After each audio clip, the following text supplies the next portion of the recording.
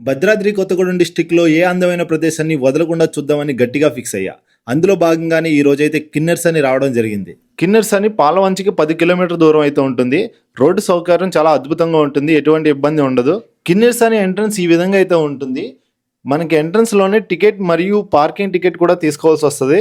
Ticket prices కూడా మీరు కావాలితే ఇక్కడ చూడవచ్చు. కిన్నెర్స్ అని అంటే కేవలం ఒక డ్యామ్ మాత్రమే కాదు, ఇది ఒక ప్రకృతిక బృందావనం వంటిది. పచ్చని హరివిల్లు లాంటి వాతావరణం, కొన్ని రకాల వన్యప్రాణులను కూడా ఇక్కడ మనం చూడవచ్చు.